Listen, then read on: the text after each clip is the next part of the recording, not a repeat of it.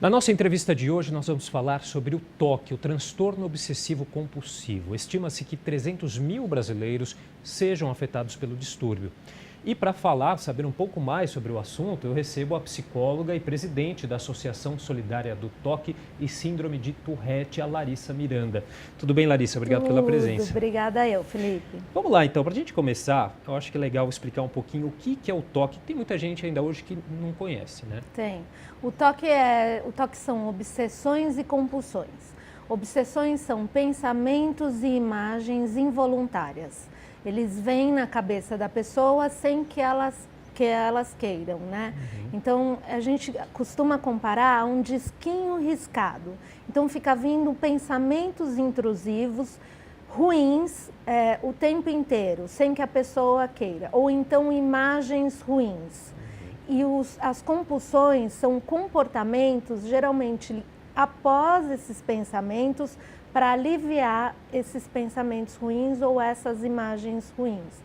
Então, vem pensamentos assim, muito ruins, tá? Vou dar aqui alguns exemplos. Então, vai lá e esfaqueia a sua mãe, o seu filho, geralmente ligado com alguém que você gosta muito. Ou de contaminação. Você está contaminado, precisa lavar as suas mãos. Ou se você... Algum número, então eu tenho um pensamento ruim com algum número. Então eu vi o número 4, vai acontecer alguma coisa muito ruim. Então aí tem inúmeros exemplos que eu posso durante a entrevista ir citando para você. Mas sempre são obsessões e compulsões. Pode acontecer de eu ter só obsessões? Sim, pode acontecer de eu ter só obsessões, mas geralmente quem tem só obsessões também vai ter as compulsões que a gente chama de encobertas. Eu faço alguma compulsão também no pensamento para aliviar essa obsessão. E olha só, muitas das pessoas que têm o TOC demoram para entender o que está acontecendo, né? Esse é um dos problemas, esse tempo que é levado para ser feito o diagnóstico, Larissa. Por que é tão difícil?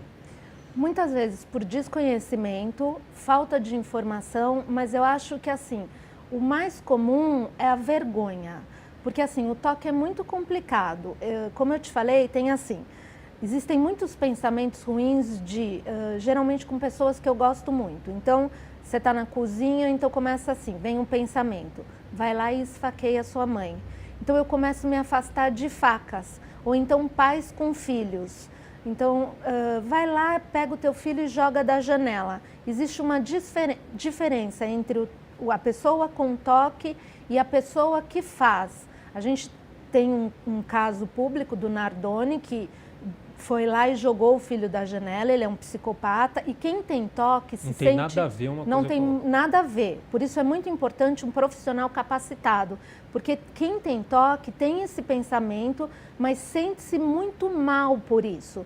Existe também pais que têm um pensamento ruim de violentar sexualmente um filho. É muito diferente de um pedófilo. O pedófilo também é uma doença, mas ele sente prazer vendo uma criança.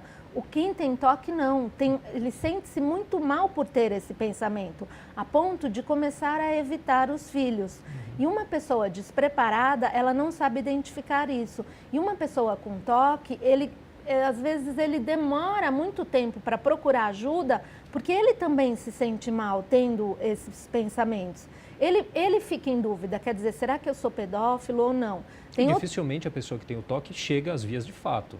Não chega às vias de né? fato, não chega às vias de fato. Tem outro pensamento, tem outra obsessão que é assim, será que eu sou homossexual? Será que eu sou gay? Será que eu estou gostando de outro homem ou de outra mulher? Mas eu tenho certeza que não. Eu gosto de homens, mas eu começa a vir na minha cabeça, mas será que eu não estou gostando daquela mulher? Então eu entro no metrô, vejo uma mulher homossexual e começo assim, mas eu estou gostando dela, eu acho que eu quero ficar com ela. Mas aí eu falo assim, mas eu sei que eu não sou gay. E aí eu começo a me questionar. E aí eu demoro muito tempo para procurar ajuda, porque eu também fico em dúvida. Só que isso é TOC. Então a gente fala que o TOC é a doença do segredo, porque as pessoas sentem-se muito mal com os rituais, com os pensamentos. Às vezes a pessoa demora 6, 9 horas no banho, porque ela cria rituais que para a gente é fora da realidade. Então eu preciso contar quantas vezes eu vou lavar o rosto, eu preciso esfregar de determinada forma um braço, depois o outro, e depois o outro, e depois que acaba, eu preciso repetir tudo de novo. Para ela é vergonhoso. Ou a mãe precisa dar banho, a mãe precisa lavar o cabelo, a mãe precisa lavar as partes íntimas. Porque ela acha que nunca está limpo o suficiente. Que nunca está limpo o suficiente. Então, é uma doença complicada. Então, a pessoa sente vergonha disso. Então, ela demora, a gente sabe, tem uma estimativa que as pessoas demoram, em média, de 13 a 15 anos para procurar ajuda por vergonha e desconhecimento também. Tá certo, a gente vai fazer um rápido intervalo, mas a Larissa Miranda, ela continua com a gente no próximo bloco. Estamos de volta com o Jornal da Câmara e eu continuo conversando com a psicóloga e presidente da Associação Solidária do TOC, Síndrome de Tourette, a Larissa Miranda.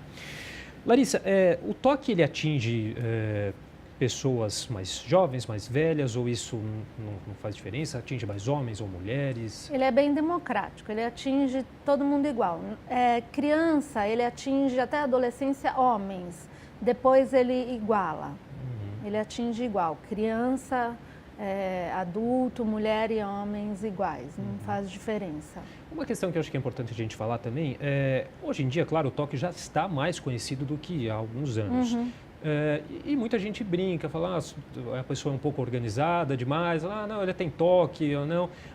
O quanto isso acaba confundindo um pouco, né? Porque não necessariamente uma pessoa que é um pouco mais organizada tem um TOC, não é isso? Para né? qualificar como TOC, ele precisa causar prejuízo na vida da pessoa, acontecer todos os dias, trazer sofrimento. Então, eu preciso ter um prejuízo social, um prejuízo acadêmico, ter prejuízo na minha família. As pessoas com TOC, elas causam prejuízo nos familiares. É muito comum ter acomodação familiar, eu colocar alguém da minha família no meu ritual, isso é muito comum. Eu peço, olha, não entra aqui em casa com sapato, lava as mãos antes de almoçar, mas assim, eu obrigo as pessoas a lavarem as mãos. Como que os familiares devem agir numa situação Os familiares não podem entrar na acomodação. Entendeu? Não pode reforçar. Informação é a melhor coisa. Eu preciso buscar informação, tá? Eu não posso reforçar. O TOC é da Larissa, o TOC não é da família. A Larissa quer lavar as mãos, a Larissa quer tirar os sapatos, ok. Mas o TOC não é da família. Agora, como que é o tratamento? Uma outra questão também, tem algum fator genético? Já se sabe alguma coisa sobre isso? A gente sabe que 30% é genético e tem um componente hereditário e aprendido.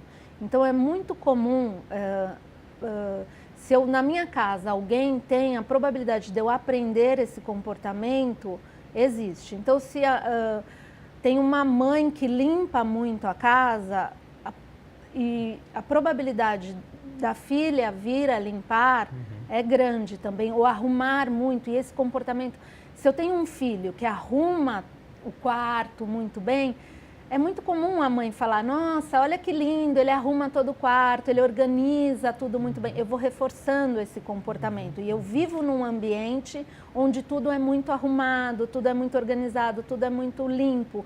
E se a família já tem uma tendência a ter TOC, alguém tem TOC, é bem provável que essa criança... Só para a gente finalizar, que nosso tempo já está terminando, mas eu acho que a gente não pode deixar de dar essa informação.